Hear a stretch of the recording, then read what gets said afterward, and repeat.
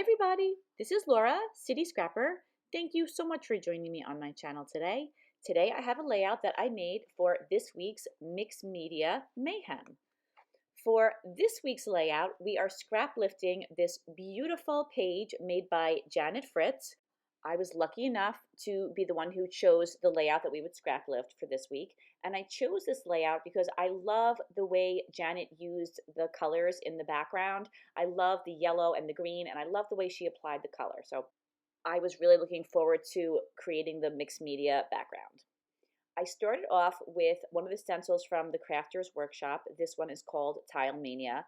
I love this stencil so much that I have a smaller version as well. I just love that it looks like a grid background, but it's a little bit different than your traditional grid.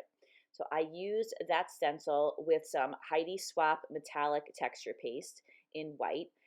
And once that dried, I started adding some sprays to the background.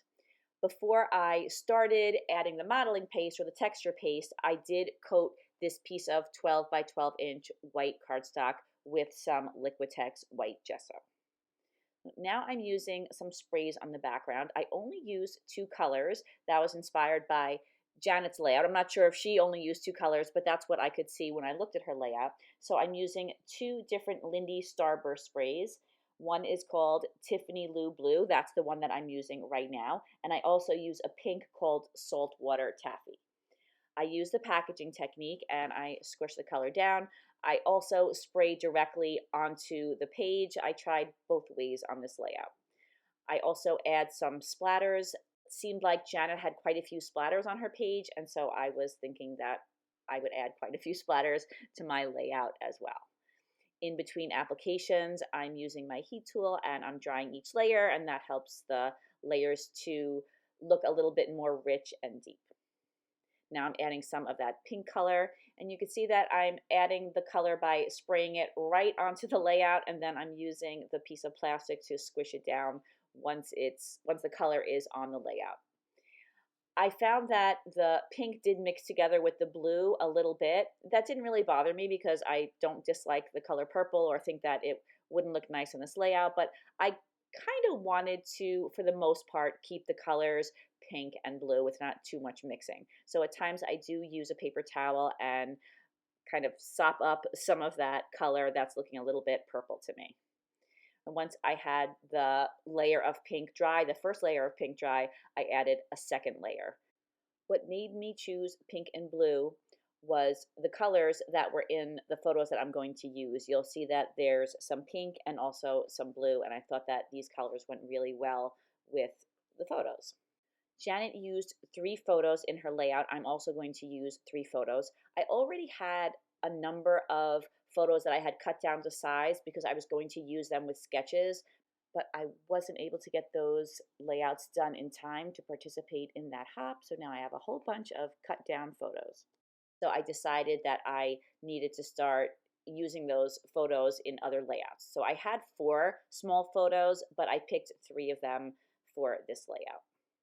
So you can see that now I'm going back in with some more blue splatters. I wanted to have the blue splatters on top of the areas of blue, but I also wanted to create a couple of other areas that had blue splatters on them. You can see that there's one on the bottom, and then I have a couple of random splatters all around. And I do dry in between each application. I really think that that helps, like I said before, the colors layer on top of each other and become richer and darker. Now I'm adding some pink splatters to the background. For some reason, I really couldn't get the pink to splatter as well as the blue splatter, but I did get a number of splatters on the layout. I wanted a little bit more color on the left-hand side. I wanted to have one side of the layout where the color was a little bit higher than on the other side. I just thought that would make it look a little bit more interesting. I tried to leave in a little bit of the footage of when I was drying the background. I have had some questions about when I dry the layout, how often I dry the layout, and so I wanted to let you see that I do dry the background quite a bit. And I often will run the entire layout through the laminator, and that helps to flatten it out. You have to be really careful when you're doing that when there's modeling paste, especially when there's acrylic paint on it, because sometimes that'll stick to the laminating film. But if there's just sprays on the page, it's really not a problem. So I just did one of my favorite little tricks that I love doing. I sprinkled some water on the background and then I roll the paper towel on top of it, which lifts up some of the color and it creates an effect that I don't know how to achieve any other way. It's little water droplets and I just think it looks really cool. Now I'm adding some watered down white acrylic paint. I just think this adds another layer of interest to the background, a little bit more texture. So I tend to do this on most of my backgrounds. I especially add white. Sometimes I'll add a couple of splatters of black. I wanted to add some black splatters to this layout, but I didn't want them to be too big.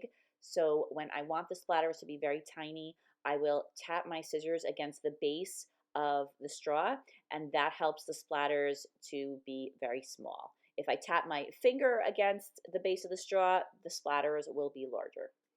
Once everything was dry, I started attaching down my photos. So I have these 3 photos mounted first on some white cardstock and then also on some red, blue, and yellow pattern paper. I got those pattern papers from my scrap envelopes. I knew that I wanted to use these particular colors because I'm going to be creating a birthday layout, and I had some embellishments from a Simple Stories collection that I knew would match with these colors. I decided to give a little bit of dimension to the center photograph, so I put some fun foam on the back of it, and then I attached it down to the page with some ATG adhesive, although I will go back and glue it down with some liquid adhesive because the ATG adhesive won't hold the foam in place long term. I kind of learned that the hard way. I thought that it would hold it in place, and I've had several layouts where the photos have fallen off the layout, so I make sure that I use some liquid adhesive. I'm adding some chipboard pieces to the layout, the title Hooray, the Yay banner in the upper right-hand corner, the little pink word Celebrate, and then underneath the photo, there's a chipboard piece that says Lovely Time. Those are all from the Simple Stories Celebrate chipboard pack.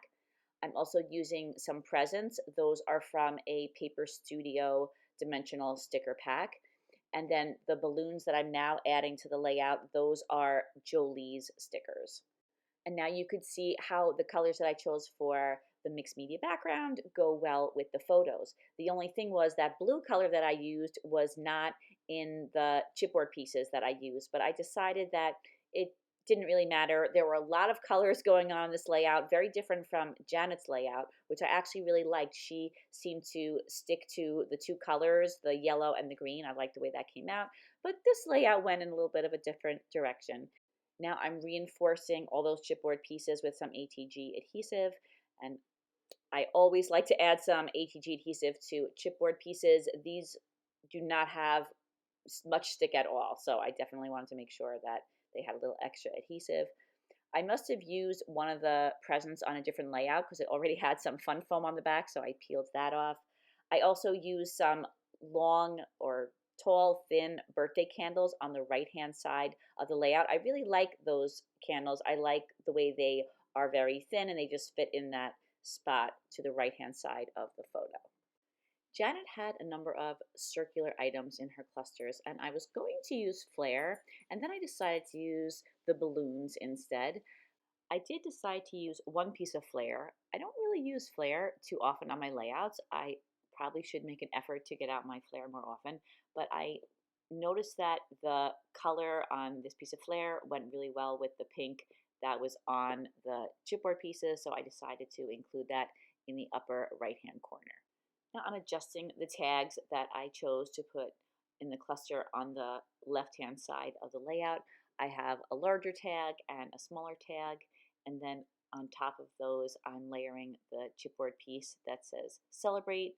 I have one of the Jolie's balloons in each of the 3 clusters, so I'm putting a blue one in that cluster, and then I add 2 of the presents from Paper Studio in that cluster as well.